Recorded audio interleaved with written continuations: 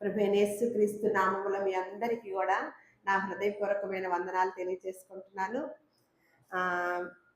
సొలొమోను గారి గురించి మరలా చెప్పటము అనుకోకుండా ఆ సొలొమోను గారు రాసిన సామెతల్లో నుంచే నేను మరలా ఈరోజు కూడా ఆ స్త్రీలమైన మాకు ఎంతగానో గొప్ప మాటల్లో రాయించాడు జ్ఞాని అయిన సొలొమోను. 1000 మంది భార్యలుండి ఒక్కరోజు కూడా నేను చచ్చిపోవాలి, ఆత్మహత్య చేసుకోవాలని అనుకోలేదు. ఒక్కొక్కళ్ళు ఉంటే ఇప్పుడే అన్నారు కదా అచ్యుతరావు గారు, ఒక్క భార్య ఉంటేనే తట్టుకోలేకపోతున్నారు, భరించలేకపోతున్నారు. అంటే భార్య లోపమా, భర్త లోపమా, లేకపోతే ఇటు అటు ఏ లోపం అనేది మనకు అర్థం అవట్లేదు. మరి ఆనాడు మనలాంటి మనిషే కదా సొలొమోను గారు. 1000 మంది అంటే మరలా చాలా మంది భార్యలని అనుకోవద్దు. ఎందుకంటే ఆ కాలంలో ఎలాగైనా ఉపపత్నులుగా చేసుకునేవారు రాజులు, అలా ఉండేవారు అనమాట. కానీ యేసుక్రీస్తు వారు వచ్చాక ఒక భర్తకి ఒక భార్య మాత్రమే ఉండాలని ఆజ్ఞ, అంతే. అది యేసుక్రీస్తు వారు రాక పూర్వము జరిగిన సంఘటనలు అనమాట. అందుకని ఇందాక అన్నారు కదా, ఏదైనా ఒక మాట తీసుకొని అటుది ఇటుది మర్చిపోయి మధ్యలో తీసుకొని ఇది ఉంది కదా, మీ జబ్బు నిమిత్తము కొంచెం ద్రాక్షరసం తీసుకోండి అంటారు. మీ బైబిల్లోనే ఉంది కదా ద్రాక్షరసం తీసుకోమని. అంటే అసలు ఏంటి, ఏ ద్రాక్షరసము, ఏ జబ్బు ఏంటి అనేది ఆలోచించేస్తారా? దేవుడు అసలు వ్యసనాల్లో ఉండకూడదు, ఆ త్రాగుబోతులుగాను తిండిబోతులుగాను ఉండద్దన్న దేవుడు కొంచెం తీసుకోమని చెబుతాడా? కాదు. ఆ ద్రాక్షరసం వేరు, తీసుకునే మందు ఈ మందు వేరు, మత్తు పదార్థాలు వేరు, ఆ మత్తు పానీయాలు వేరనమాట. అట్లా మనకు అవగాహన లేకుండా, అర్థం లేకోకుండా మనం ఊహించేసుకొని ఉంటేనేమన్నా ఇది ఈ బైబిల్ గ్రంథంలో అసలు అన్ని ఇలాగే ఉన్నాయి అని అంటాం. లేకపోతే ఒకవేళ తెలుసుకున్నా దాని గురించి పూర్తి అవగాహన లేకుండానే ఈ భక్తి జీవితాన్ని కొనసాగించడం అలా జరుగుతుంది కదా. ఈరోజు నేను ఒక మాట ఈ ఎండాకాలంలో ఒక మాట రాసి ఉంచారనమాట సామెతల గ్రంథంలో. అది నాకు కొంచెం అర్థమైంది, మీరు ఏమైనా చెబుదురు. 26వ సామెత మొదటి వచనం అనమాట. సామెతల గ్రంథము 26వ సామెత.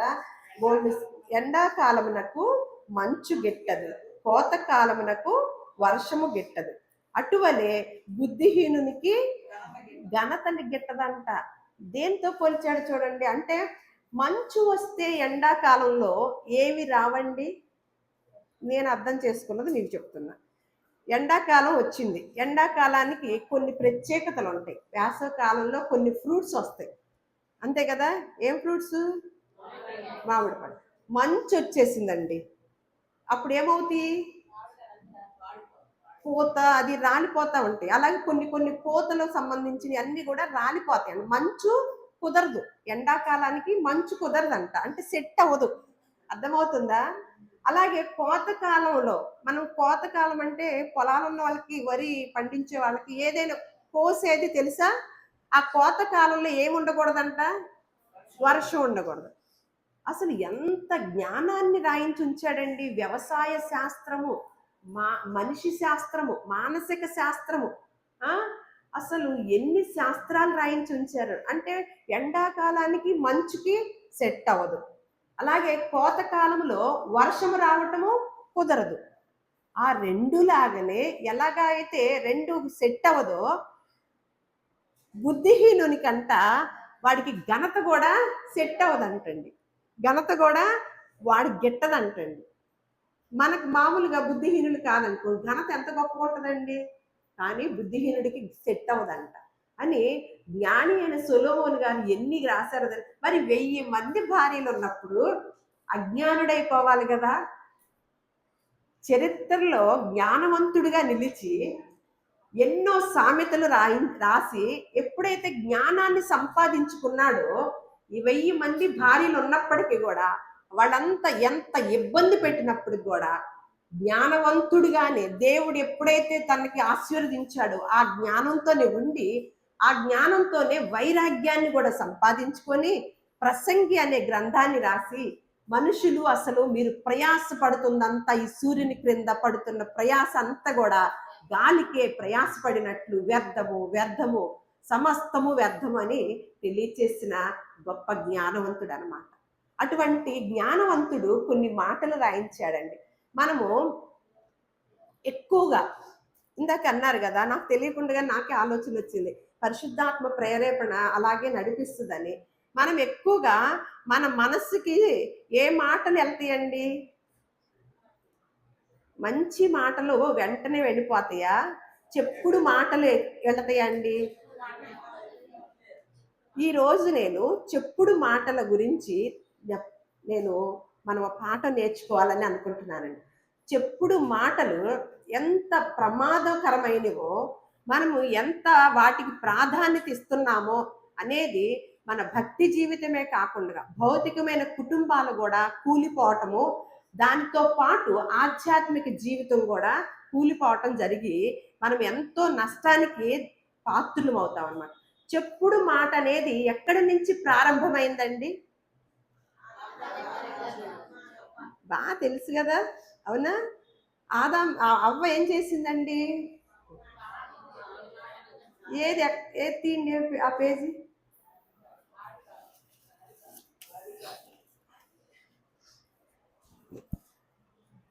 చూద్దాం. ఆదికాండము 3వ అధ్యాయము నేను చదువుతాను, చూస్తా ఉండండి. మొదటి నుంచి. దేవుడైన యెహోవా చేసిన సమస్త భూజంతువులలో సర్పము యుక్తి గలదై ఉండెను.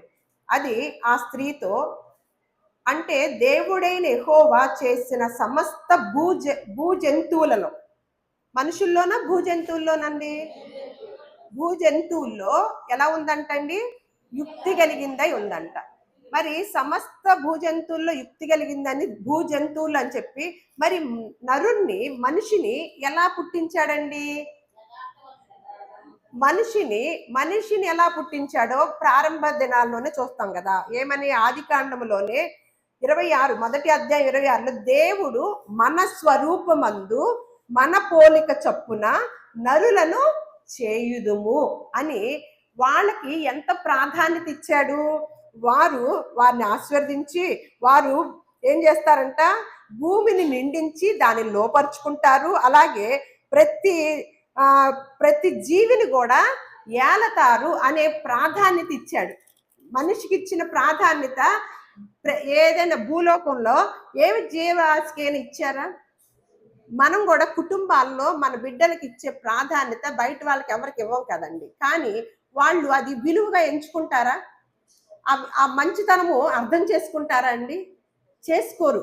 అలాగే దేవుడు మనిషి జాతికి ఇచ్చిన ఆశీర్వాదం అసలు మామూలుగా తన పోలిక చొప్పునే చేసి, మన పోలిక చొప్పున మన స్వరూపం ప్రతి భూజంతువును కూడా వేరుగా చేసి మనల్ని మాత్రము ఆయన పోలికలో చేసి ఈ భూలోకంలో ఉన్న ప్రతి జీవరాశిని, భూమిని అన్నిటిని కూడా మీరు ఏలండి అని ఒక ప్రత్యేకమైన స్థానాన్ని కేటాయించి ఒక మంచి తోటలో పెట్టి, ఏదేను తోటలో పెట్టి ఆ భార్యాభర్తల్ని చక్కగా కష్టపడకుండా సంతోషంగా గడపండి, నేను కూడా అప్పుడప్పుడు మీతో కలిసి సహవాసం చేస్తాను అన్న కుటుంబము, మొట్టమొదటి కుటుంబంలో ఏం జరిగిందండి? అంత చక్కని కుటుంబమా, అంత చక్కని వాతావరణమా, దాన్ని అంతటిని ఎవరండి పాడు చేసుకుంది? ఒక స్త్రీ అన్నమాట. ఈరోజు ఆ స్త్రీలు, అలాంటి స్త్రీలు ఏమి చేస్తున్నారో, ఏమి చేయకూడదో పరిశుద్ధ గ్రంథంలో సొలొమోను గారు రాయించిన మాటను మనం చూద్దాం. ఈ స్త్రీ ఏం చేస్తుందంట? భూజంతువులన్నిటిలో కూడా యుక్తి కలిగిన సర్పము ఏం చేస్తుందంట? వచ్చి దేవుని పోలికగా ఉన్న ఒక స్త్రీ దగ్గరికి వచ్చి ఏం చెప్తుందండి? అంటే దేవుని యొక్క పోలికతో చేసి దేవుని గుణగణాలు అన్ని మనలో, దేవుని ఆత్మ మనలో పెట్టినప్పుడు మనం ఎవరిలాగా ప్రవర్తించాలండి? దేవునిలాగా ప్రవర్తించాలా, దెయ్యాలలాగా ప్రవర్తించాలండి? ఇదంతా పర్టికులర్గా మనకు అంత క్లీన్గా తెలుస్తుంది కదా దేవుడు మనకు ఒక ప్రత్యేకత ఇచ్చాడని. కానీ ఎలాగా ఆ స్థితిని తగ్గించుకుంటుందో ఈ స్త్రీ చూడండి. ఏం చేస్తుంది? తోట చెట్లలో దేని ఫలమునైనా మీరు తినకూడదని దేవుడు మీకు చెప్పాడా అని అడిగిందంటండి. ఏమొచ్చి అడిగిందండి? అసలు తనకేం పని అండి అసలు? అసలు రానివ్వాల్సిన పనేంటి? తన భర్త దేవుడితో సహవాసము, తన భర్తతో సహవాసము, దేవుడు ఏర్పాటు చేసిన చక్కని కుటుంబము, చక్కని వాతావరణం. మూడో వ్యక్తికి పనేంటండి? మూడో వ్యక్తిని ఇప్పుడు మన ఇంట్లోకి ఎవరైనా మనం రమ్మంటే వస్తారా? మనం రమ్మనకుండగానే వస్తారండి? రమ్మంటే వస్తారు. కూర్చోమంటే కూర్చుంటారా? వాళ్ళే వచ్చి కూర్చుంటారండి? అలాగే వారు చెప్పే మాటలు మనం తీసుకుంటే లోపలికి వెళ్తాయా, తీసుకోకపోతే లోపలికి వెళ్తాయా కదా? ఇవన్నీ కూడా గుర్తుంచుకుంటా ఉండండి. ఈ స్త్రీ దగ్గరికి వచ్చి ఎంత అబద్ధము చెప్తుందో చూడండి. ఎంత అబద్ధము చెప్తుందో మీకే తెలుస్తుంది. ఈ తోట చెట్లలో దేని ఫలములైన మీరు తినకూడదని దేవుడు చెప్పే మాట కూడా ఎలా ఉంటుందంటే చాలా వెంటనే చెవులు లిక్కరించుకొని వినాలనిపించేటట్టుగా ఉంటుందండి. మనము మన ఆయుష్కాలంలో ఎన్ని మాటలు ఇలా విని మన కుటుంబాన్ని ఇబ్బంది పెట్టుకున్నామో, మన మనసుని ఖరాబు చేసుకున్నామో, ఎన్ని కుటుంబాలను ఇబ్బంది పెట్టామో ఒక్కసారి పరిశోధించుకుందాం అనమాట. ఈరోజు పరిశోధించుకొని దేవుడు ఏ ఆజ్ఞ చెప్పాడో, ఏ మాట చెప్పాడో, మనల్ని ఎలా క్లారిటీగా ఉండమన్నాడో, ఎంత మంచి మనసుతో ఉండమన్నాడో మనం నేర్చుకొని వెళదాము అని ఏమంటుంది. అందుకు ఈ స్త్రీ, ఈ తోట చెట్ల ఫలములను మేము తినవచ్చు, అయితే తోట మధ్యనున్న చెట్లు ఫలములను గుర్చి దేవుడు మీరు చావకుండునట్లు వాటిని తినకూడదనియు వాటిని ముట్టకూడదనియు చెప్పినని సర్పముతో అనును. అందుకు సర్పము, మీరు చావరు, ఎలయనగా మీరు వాటిని తిను దినమున మీ కన్నులు తెరవబడిననియు మీరు మంచి చెడ్డలు నెరిగిన వారే దేవతల వలె ఉందిరని అనియు దేవునికి తెలియనని స్త్రీతో చెప్పగా. మనలో దేవుడుంటే మనకి ఏం కలిగిద్దండి? యెహోవా యందు భయభక్తులు కలిగి ఉండుట దేనికి మూలమండి? జ్ఞానానికి మూలము. అలాంటప్పుడు దేవుడే మనతో ఉంటే, దేవుడే మన హృదయంలో మన కార్యాన్ని చేస్తుంటే, ఆ రాంగు మాట, ఆ తప్పు మాట, అబద్ధమైన మాట మనం స్వీకరిస్తామండి? ఇక్కడ మొట్టమొదటి స్త్రీకే దేవుడు ఉన్నాడా? లోపల ఉన్నాడా? ఉంటే ఏం చేసిందండి? దేవుడు చేసిన యొక్క ఏర్పాట్లన్నీ గుర్తున్నాయా? ఈ స్త్రీ సర్పంతో చెప్తే సర్పం ఏమంటుంది? అసలు మీరు చావరు, ఆయన ఏమన్నాడని చెప్తుంది? మీరు ఇది తిను దినమున నిత్యముగా. అంటే వాళ్ళ సంభాషణ గుర్తుంచుకోండి. అంటే అది కథ కాదండి, జరిగిన సంఘటన కదా. ఆ సంభాషణ గనక గుర్తుంచుకుంటే, మనకి నెమరు వేసుకుంటూ ఉంటే, మనం ఎన్ని చెప్పుడు మాటలు వింటున్నామో, మన కుటుంబంలో అత్తా కోడల మధ్యన తగులు రావటానికైనా, తోడుకోడల మధ్యన తగులు రావటానికైనా, భార్యాభర్తల మధ్యన తగులు రావటానికైనా ఎవరి మాట వింటున్నాము? అది చెప్పుడు మాటలుగా ఉన్నాయా? మనల్ని ఇప్పుడు సర్పము బాగా ప్రేమించిద్దా స్త్రీని? దేవుడు ప్రేమిస్తాడా? ఆదాము దేవుడు ప్రేమిస్తాడా అవ్వని? సర్పముకి ప్రేమ అండి? ఆ అవ్వ మీద సర్పముకి ప్రేమ ఉండి వచ్చిందా? మనకి ఎవరైనా ఒక మాట చెప్తారు, మన తల్లిదండ్రుల కన్నా ఎక్కువ ప్రేమిస్తారా వాళ్ళు? మన భర్త కన్నా ఎక్కువ ప్రేమిస్తారా వాళ్ళు? మన మేలు కోరి మనకేదో చేస్తామని వస్తారా? ఒకసారి గమనించండి. ఎవరికి ఉంటుందండి ప్రేమ? మన కుటుంబ సభ్యులకి ఉంటుంది. ఎందుకంటే బంధాలు ఉన్నాయి కాబట్టి, కుటుంబ వ్యవస్థ. బయట వాళ్ళకి ఏముంటుందండి మన మీద ప్రేమ? ఇప్పుడు చూడండి, అవ్వకి సర్పముకి ప్రేమ ఉన్నట్లుగా, ఏదో అవ్వకి మేలు చేసినట్లుగా స్టార్ట్ అయిందండి. ఇక్కడ ఈ మాట చెప్పింది కదా, ఈ పక్క అధ్యాయంలోనే చూద్దాము. ఇక్కడ 2వ అధ్యాయము 16లో, మరియు దేవుడైన యెహోవా ఈ తోటలోనున్న ప్రతి వృక్ష ఫలములను నీవు నిరభ్యంతరముగా తినవచ్చు, అయితే మంచి చెడ్డల తెలివినిచ్చు వృక్ష ఫలములను తినకూడదు, నీవు వాటిని తిను దినమున నిత్యముగా చచ్చిదవని నరునికి ఆజ్ఞాపించును. ఆజ్ఞ. మరి ఆ ఆజ్ఞను ఏం చేసిందంటే, తను ఏం చేయాలి? ఆజ్ఞ అంటే పాపం అంటే ఎక్కడి నుంచో రాదండి. మనందరం అనుకుంటాము, మేము పాపులం కాదు కదా, మేము నరహత్య చేయలేదు కదా, మేము వ్యభిచారాలు చేయలేదు కదా అని అనుకుంటాం కదా. ఆజ్ఞ అతిక్రమమే పాపం. ఇక్కడ ఏం ఆజ్ఞ చెప్పాడండి దేవుడు? నువ్వు ఇది ఇవన్నీ ఇచ్చాను కదా, ఒక్కటే తినద్దు అన్నాడు. మన మనసు ఎక్కడికి వెళ్ళిపోద్ది? ఇదిగోండి మీరు అన్ని వాడుకోండి, ఈ గదిలోకి మాత్రం వెళ్ళొద్దు అంటారండి. మన బుద్ధి ఎలా ఉంటది? ఎక్కడి నుంచి వచ్చింది అది? నిజంగా అండి. మరి ఎప్పుడు దాన్ని ఛేదించుకోగలుగుతాము? ఎప్పుడు ఛేదించుకోగలుగుతాము? ఈ జీవితానికి సరిపోదంటారా? చచ్చిపోయేదాకా ఇలాగే ఉంటామంటావా మన మనస్తత్వాలు? ఏదైతే చెయ్యొద్దు అన్నారో అందులోనే వెళ్ళి పెడతా ఉంటామా పోయేదాకా? ఇంకెప్పుడు నేర్చుకుంటామండి? ఇక్కడ కూడా చూడండి, ఈయన ఏం చెప్పాడు? నిత్యంగా చస్తారు అని ఆజ్ఞాపించాడంట. మరి ఆజ్ఞ ఇద్దరేగుంది, వినాలా? స్పష్టంగా అర్థమైంది. మళ్ళీ ఆయనే సహవాసం చేయటానికి కూడా వస్తున్నాడు దేవుడు. ఏం చేసింది? ఇగో తినేసింది. ఎవరి మాట వింది? తను తినటమే కాకుండా ఎవరికి చెప్పింది? గుసగుస భర్త. కుటుంబం ఏమైపోయింది? ఆరంభ దినాల్లోని కుటుంబము ఏమైపోయిందండి? ఇద్దరు బిడ్డలు పుడితే ఇద్దరు బిడ్డలు కూడా ఎలాంటి వారయ్యారు? ఆ తల్లి ఎప్పుడైతే దేవుడి మాటను వినకుండగా ఇలా చెడ్డ మాట వినకూడదు, ఇదిగో ఇది మిమ్మల్ని మోసం చేస్తుంది, ఆ మాట వలన మీరు మోసపోతారు, మీరు చచ్చిపోతారు, నేనంటూ ఒక ఆజ్ఞ చెప్పాను అన్నప్పుడు ఏం చేయాలండి? వినల. సర్పము మాట విని కుటుంబానికి ఏం తెచ్చుకుందండి? శాపం తెచ్చుకుంది అన్నమాట. శాపం తెచ్చుకుంది. మొట్టమొదట అన్నాదమ్ముళ్ళ మధ్యన గొడవలు జరిగినాయి. ఇది ఈ మధ్య కాలంలో ప్రారంభమైనవి అండి. తగువులు అనేది ఎక్కడి నుంచి స్టార్ట్ అయిందని మనం చెప్పుకున్నాం. వాళ్ళిద్దరిలో అసూయ అనేది మొదలవుతుంది అనమాట. అసూయ, ద్వేషాలు, కక్షలు. ఎవరి మీదండి? కుటుంబాల్లో ఒక తల్లికి పుట్టిన బిడ్డలుగా ఏం జరుగుతుందండి? మనం ఏమి నేర్చుకుంటున్నాం, ఏం తెలుసుకుంటున్నామండి?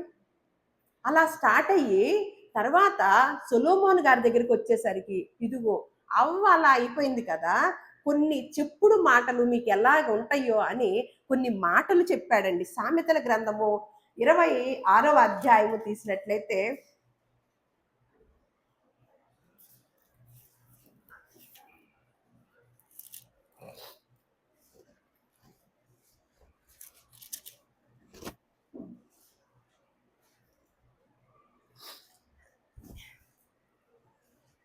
26, 20 వచనం. కట్టెలు లేని ఎడల అగ్ని ఆరిపోవును, కొండిగాడు లేని ఎడల జగడము చల్లారు. అంటే మనకి జగడాలు వస్తున్నాయి అంటే ఎవరుంటున్నారండి? కొండిగాళ్ళు. జాగ్రత్త అండి, ఈ రోజుల్లో ఎక్కువైపోయారండి, కొండిగాళ్ళు ఎక్కువైపోయారండి. అందుకని కట్టెలు లేని ఎడల అగ్ని ఏం మండదు కదా. అలాగే మన మధ్యలో కొండిగాళ్ళు లేకపోతే ఏముండదండి?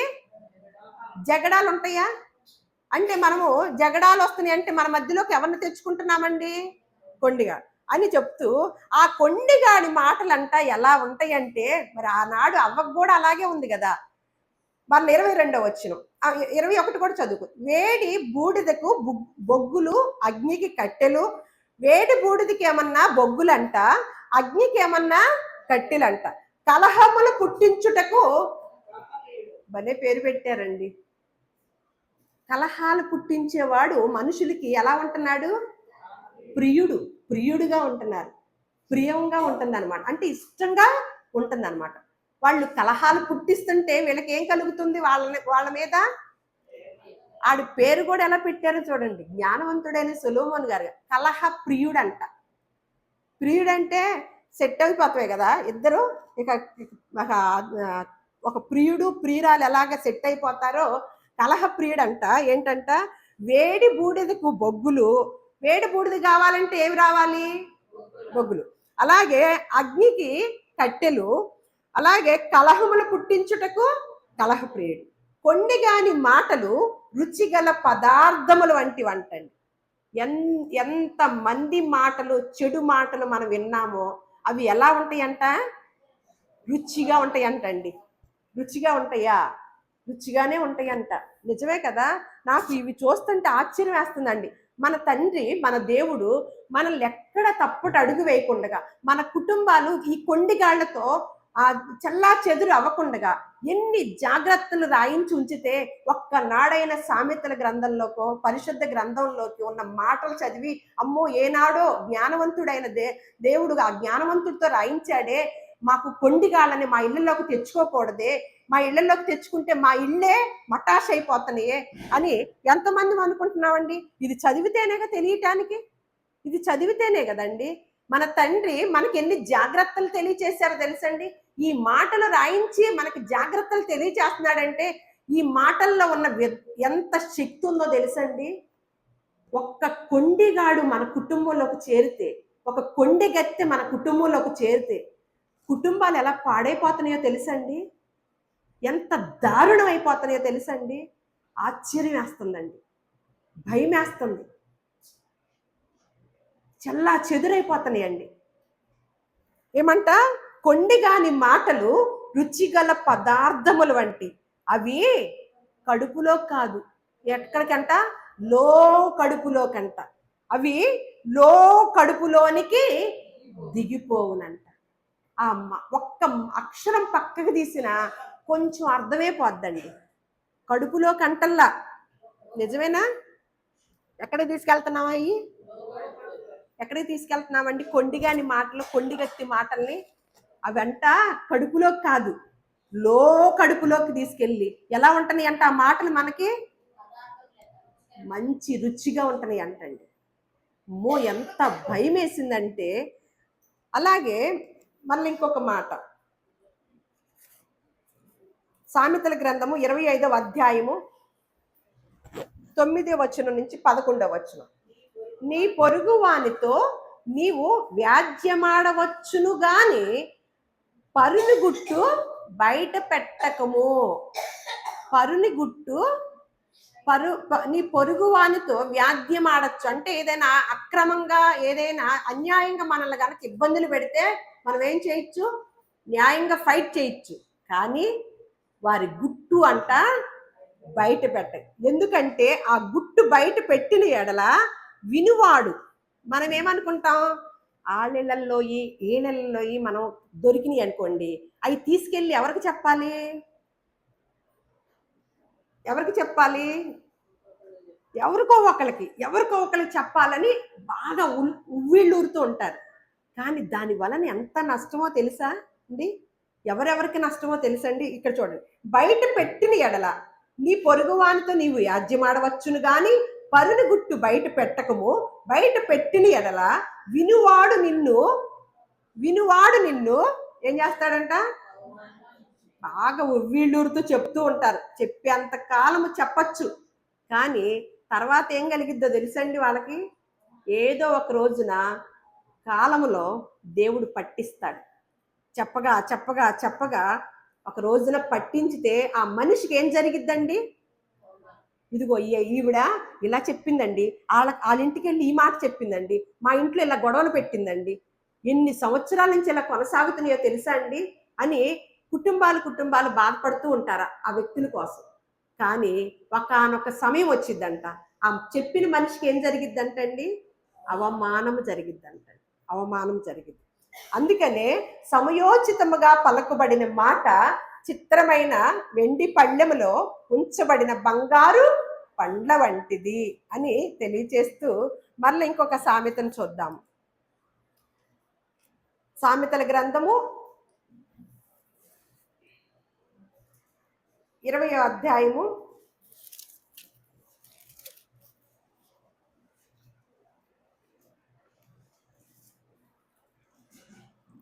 19వ వచనం. కొండిగాడై తిరుగులాడువాడు పరుల గుట్టు బయట పెట్టు. ఎందుకండి ఇన్నిసార్లు రాయాలి? మనం ఇదే సామెతలోగా ఈ మాట చదువుకున్నాము. ఇంకొక రకంగా అంటే రాబో భవిష్యత్ కాలంలో ఆరంభ దినాల నుంచి కూడా ఈ చెప్పుడు మాటలకి మనుషులు, నా పోలికతో చేసిన మనుషులు అలవాటు పడిపోయి కుటుంబాలనే నాశనం తెచ్చుకుంటున్నారు, నాశనం అయిపోతున్నాయి. వారి చేతుల వారే కుటుంబాలని నాశనం చేసుకుంటున్నారు. కాబట్టి ఒకసారి చెప్పినప్పుడు 1, 2, 3 సార్లు చెప్తే ఎందుకని, దాని గురించి చాలా జాగ్రత్తగా ఉండాలని. ఒక మాటని 3 సార్లు చెప్పాము అంటే ఎందుకు చెప్తామండి? జాగ్రత్త కోసం. ఇక్కడ చూడండి, కొండిగాడై తిరుగులాడు వాడు పరులు గుట్టు బయట పెట్టును, కావున వదరబోతు జోలికి పోకము అని చెప్పి ఇంకొక మాట చూద్దాము. మళ్ళా 25వ అధ్యాయము సామెతలు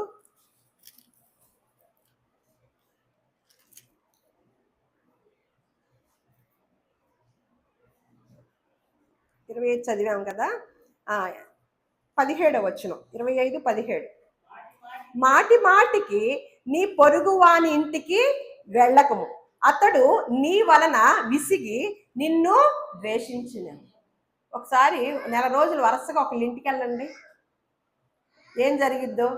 మనకి ఎంత ముందు జాగ్రత్తగా చెప్పారో చూసారా? అర్థమవుతుందా? ఈ మాట కూడా రాయాలా దేవుడు? అంటే మాటి మాటికి ఇళ్ళకెళ్ళి కొంతమందిని ఇబ్బంది పెట్టేవాళ్ళు ఉంటారు కదా, పనికిరాని, అవసరమైనప్పుడు అవసరం లేనప్పుడు. అందుకని వాళ్ళకి రోజు వచ్చి కూర్చుంటుంటే ఏం కలిగిద్ది వాళ్ళకి? అంటే ఇలాంటి వారు ఉన్నారు కాబట్టే ఈ మాట రాయించు.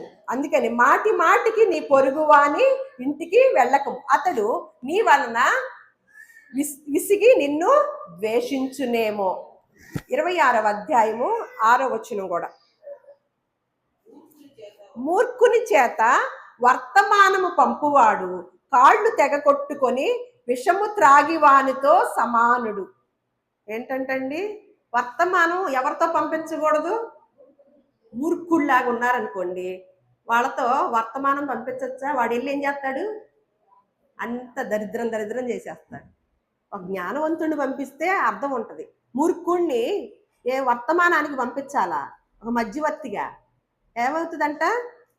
కాళ్ళు తెగ కొట్టుకొని విషము త్రాగిన వానితో సమానం అంటండి అని చెప్తూ 16వ అధ్యాయము సామెతలు 28. 16వ అధ్యాయము సామెతలు 28. మూర్ఖుడు కలహము పుట్టించును, కొండిగాడు మిత్ర భేదము చేయును. బాబోయ్, ఈ కొండిగాడు ఎవరో కానీ కొండిగాళ్ళతో జాగ్రత్త అండి, జాగ్రత్త.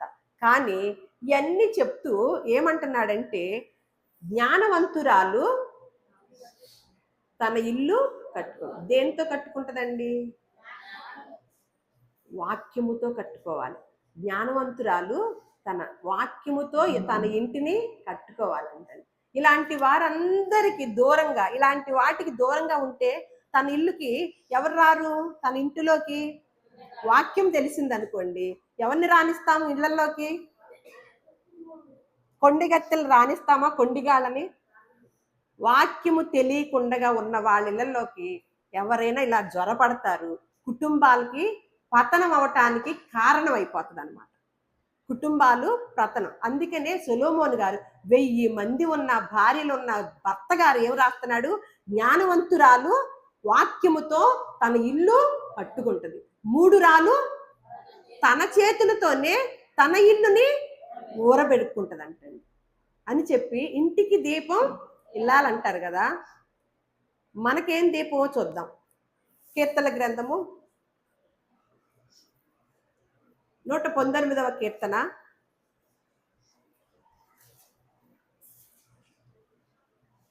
105వ వచనం. నీ వాక్యము నా పాదములకు దీపమును, నా త్రోవకు వెలుగునై ఉన్నది. మన వాళ్ళ సామెత ఏముంది? ఇంటికి దీపం వెళ్ళాలి. ఆ దీపంలాగా ఉండాలంటే ఆ దీపం వెళ్ళి ఏం చేయాలి? నీ వాక్యము నా పాదములకు దీపము, నా త్రోవకు వెలుగే. ఆ దీపం వెలగాలంటే ఎక్కడికి వెళ్ళి కూర్చోవాలి? మనం ఏం తెలుసుకోవాలి? వాక్యాన్ని తెలుసుకోవాలి అని చెప్పి, మళ్ళా 148వ వచనం కూడా, నీవిచ్చిన వాక్యమును, జ్ఞానవంతురాలైతే ఈ మాటలు ఉంటాయండి. కానీ ఆనాడు సర్పము మాట విన్న అవ్వ మనస్తత్వం అయితే కుటుంబాల్లోకి జ్వరబడతారండి కొండిగత్తెలు, కొండిగాళ్ళు. నీ వాక్యము, నీవిచ్చిన వాక్యమును నేను ధ్యానించుటకై నా కన్నులు రాత్రి జాము కాకమునిపే తెరుచుకొందును. దేనికోసం అండి? మనం రాత్రి జాము నుంచి దేనికోసం తెలుసుకుంటాయి మన కనులు? అవునా?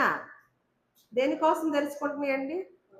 ఒక స్త్రీకి తెల్లవారుజాము నుంచి తెల్లారితే ఏం చెయ్యాలని దేనికోసం ఎదురు చూస్తున్నామండి? కానీ ఇక్కడ ఈ ఇల్లాలు ఏం చేస్తుందంట? ఏమంటుంది? నీవిచ్చిన వాక్యమును నేను ధ్యానించుటకై నా కన్నులు రాత్రి జాము కాక మునిపే తెరుచుకొనుచున్నవి అంట. తెరుచుకొందును. నీవిచ్చిన వాక్యము. మనకి ఎన్నాళ్ళైంది ఇచ్చి వాక్యము?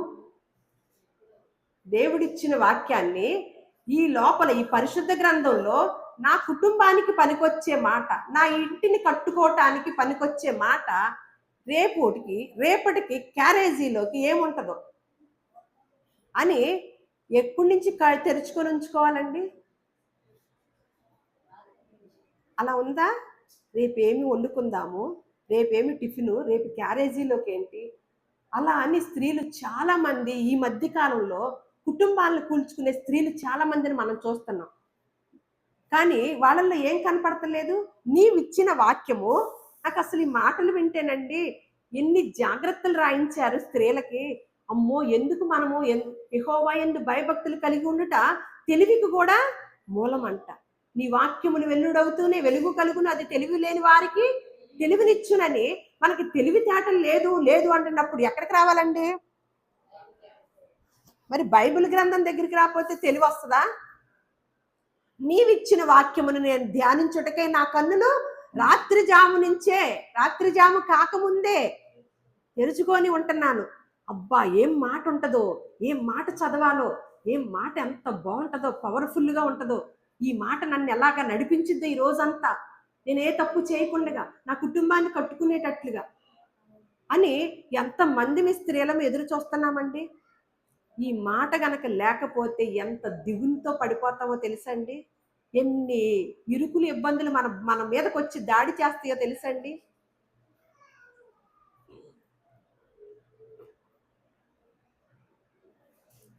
అలాగే 119, 113 కూడా ద్విమనస్కులను నేను ద్వేషించుచున్నాను, నీ ధర్మశాస్త్రము నాకు ప్రీతికరము. అక్కడేంటి అంట? కొండవులాడివాడు ఎలా ఉండేవాడంటే కలహాలను పుట్టించేవాడు, కలహప్రియుడు అంట. మనకి కలహాల్ని కొండాల్ని చెప్పే వాళ్ళందరూ ఎలాగ కనపడతారు మనకి? వాళ్ళు ఎందుకంటే మనల్ని మెచ్చుకుంటారు కదా. ఇప్పుడు ఎవరి దగ్గర ఏ మాట చెప్తే కనెక్ట్ అయిద్దో వాళ్ళకే తెలుస్తుంది, ఆ కొండిగాళ్ళకే తెలుస్తుంది అనమాట. ఇప్పుడు మనల్ని ఎలా బుట్టలో వేసుకోవాలో మరి ఆ రాడు సర్పం అంట యుక్తి కలిగిందంట భూజంతువులు. వెంటనే ఏం చేసింది? తన తెలివితేటలతో దేవుడి సన్నిధానంలో తను కూడా నిలబడాలి ఒక వ్యక్తిగా, ఒక జీవిగా అని అనుకుందా. ఆ యుక్తిని దేనికి ఉపయోగించుతుందండి? ఒక చెడ్డ కార్యానికి ఉపయోగించింది. అప్పుడు మరణం అనేది స్టార్ట్ అయిపోయింది అనమాట భూలోకంలో. అంటే కొంతమంది తెలివితేటలు ఉంటాయండి, యుక్తి ఉంటుంది, వెంటనే గమనించుతారు లోక సంబంధమైన విషయాలు. ఆ తెలివిని ఎక్కడ పెట్టచ్చండి? ఎక్కడ పెడితే పనికి వస్తుంది వాళ్ళకి? బైబిల్ గ్రంథం మీద. అందుకనే ద్విమనస్కులు అనే వాళ్ళు ఉంటారని మనకు తెలిసిద్ది. వీళ్ళమ్మో 2 నాలుకలు వాళ్ళండి అని మనకు తెలిసిద్ది. తెలిస్తే ఏం చేయాలి? దూరంగా ఉండాలా, దగ్గరికి వెళ్ళాలా? తెలుసుకున్నప్పుడు దగ్గరికి వెళతామా? చూడండి, ద్విమనస్కులను నేను ద్వేషించుచున్నాను, వీళ్ళైతే నాకు చాలా కోపం అండి అని, నీ ధర్మశాస్త్రం నాకు ప్రీతికరము అని చెప్తూ 119, 101 నేను నీ వాక్యమును అనుసరించినట్లు దుష్ట మార్గములన్నిటి నుండి నా పాదములు తొలగించుకొనుచున్నాను. మనం ఎప్పుడైతే వాక్యముతో జ్ఞానవంతురాలు వాక్యముతో ఇల్లు కట్టుకుంటుందండి. సిమెంట్, ఇప్పుడు మనం ఇల్లు కట్టుకోవాలంటే సిమెంట్ కావాలి కదా, ఇటుకలు కావాలి కదా, అన్ని ఇసుక కావాలి, ఎన్ని వస్తువులు కావాలండి. మరి ఈ ఇల్లు కట్టుకోవడానికి ఎంత శ్రమ, ఎంత ఖర్చు అయితే మరి మన ఇల్లు ఆత్మ సంబంధంగా ఇల్లు కట్టుకోవాలంటే ఆ స్త్రీ దేన్ని బేస్ చేసుకోవాలి? వాక్యముతోనమాట. వాక్యముతో కట్టుకున్న ఇల్లు ఎన్ని తుఫాన్లు వచ్చినా, ఎన్ని సునామీలు వచ్చినా అది ఎక్కడ చెక్కు చెదరదండి.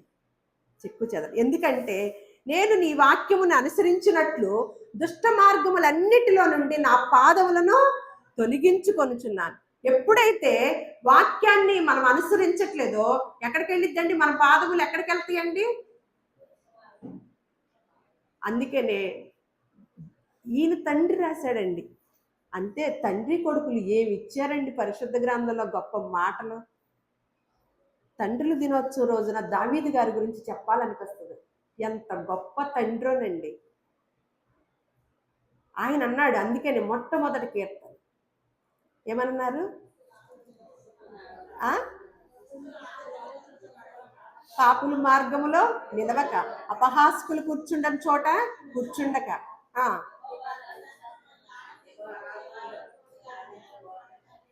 తీయండి, చదవండి. అదే ఆజ్ఞ. ఏం చేస్తున్నామో చూడండి. మరి ఎంతమంది దగ్గర కూర్చుంటున్నామో, ఏం చేస్తున్నామో. దుష్టుల ఆలోచన చప్పున నడవక, పాపల మార్గమున నిలువక, అపహాసకులు కూర్చుండ చోటను కూర్చుండక, యెహోవా ధర్మశాస్త్రమునందు ఆనందించుచు దివారాత్రము దానిని ధ్యానించువాడు. అందరూనా ఏం ధ్యానం? ఎప్పుడు ధ్యానం చేయవాళ్ళు? ఇందులో మనం ఉన్నామా? ఇందులో మనం ఉంటామా? దివారాత్రుల్లా వారానికి ఒకసారి రావటానికి ఏమనిపించింది మనకి? ఇంట్లో బైబిల్ తెస్తారా? ఎంతమంది తెస్తారు బైబిల్? చెప్పండి, చేతులు ఎత్తండి. వచ్చే వారం నుంచి అన్ని చేతులు లెగవాలి. మన జీవితాలకి ఉపయోగపడేది, మన భౌతికంగాను, మన ఆత్మలకి, మన బిడ్డలకి, మన కుటుంబాలకి, మన భర్తలకి, మన స్త్రీలకి, మన భార్యలకి, ఎవరికైనా ఉపయోగపడేది వాక్యం అండి. వాక్యము ఏ భర్త దగ్గర లేదో ఆ భర్త తన కుటుంబాన్ని పాడు చేసుకుంటాడు. వాక్యము ఏ భార్య దగ్గర లేదో ఆ భార్య తన కుటుంబాన్ని పాడు చేసుకుంటుంది. ఏ తల్లికి వాక్యము లేదో తన బిడ్డల జీవితాన్ని పాడు చేసుకుంటుంది. ఏ వాక్యము తండ్రికి ఏ వాక్యము లేదో తన బిడ్డల జీవితాన్ని తన చేతులతోనే పాడు చేసుకుంటారు. అంతటికి కేంద్ర స్థానము వాక్యమేనండి. వాక్యము లేకపోతే, వాక్యము ధ్యానం చేయకపోతే మనం ధన్యులు అవ్వము, మన కుటుంబాలు ధన్యులు అవ్వము, మన బిడ్డలు ధన్యులు అవ్వరన్నమాట. అందుకనే దావీదు గారు ఏమంటున్నారు? దుష్టుల ఆలోచన చప్పున నడవక, పాపుల మార్గమును నిలవక, అపహాసకులు కూర్చుండే చోట కూర్చుండక, యెహోవా ధర్మశాస్త్రమునందు ఆనందించుచు దివారాత్రము ధ్యానించువాడు ధన్యుడు. మన బిడ్డలకి ఆస్తులు ఇవ్వాలని తాపత్రయపడతాం. మన బిడ్డలకి ఇంకొక రూపంలో వచ్చి పడాలని ఆలోచన చేస్తాం. మన బిడ్డల కుటుంబాలు బాగుండాలంటే నేను దేవుళ్ళో ఉండాలని ఏ తల్లి ఆలోచిస్తుందండి?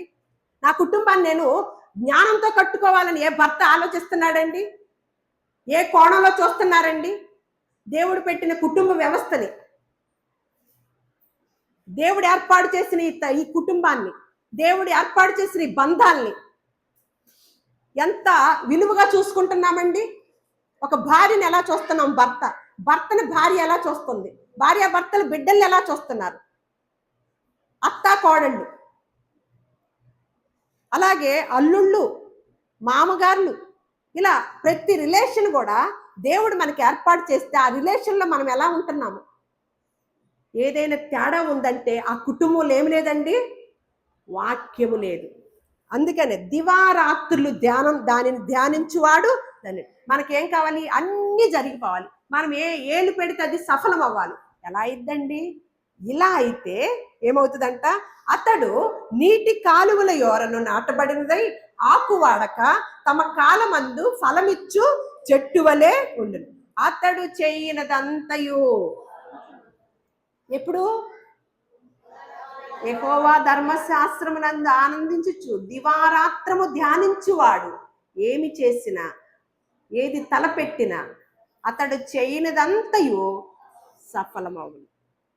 అటువంటి జ్ఞాన వివేకములను మన కుటుంబ సభ్యులమైన మనందరికీ ఈ మాటలు ఎవరైతే వింటున్నారో వారి కుటుంబాలకి దేవుడు మెండుగా, నిండుగా, దండిగా అనుగ్రహించునుగాక. మన కుటుంబాల్లో కొండెగత్తెల్ని ఎవ్వరు అని తెలుసుకుంటే వాళ్ళని చేర్చుకోవద్దండి. కుటుంబాలు నాశనం అయిపోతాయి. బయట వాళ్ళెవ్వరు కూడా మన మేలు కోరరు. మనకి మేలు కోరి మనకి చక్కగా రుచిగా చెప్పటానికి వచ్చారు అంటే వాటిని మనం లోపల తీసుకున్నామంటే ఆ రోజే మన కుటుంబాలు పతనం అయిపోయినట్లు లెక్క అనమాట. అలాంటి కుటుంబాలని నేను ఎన్నో చూస్తూ వస్తున్నాను. అందుకని మనం అలాంటి వారముగా ఉండకూడదు.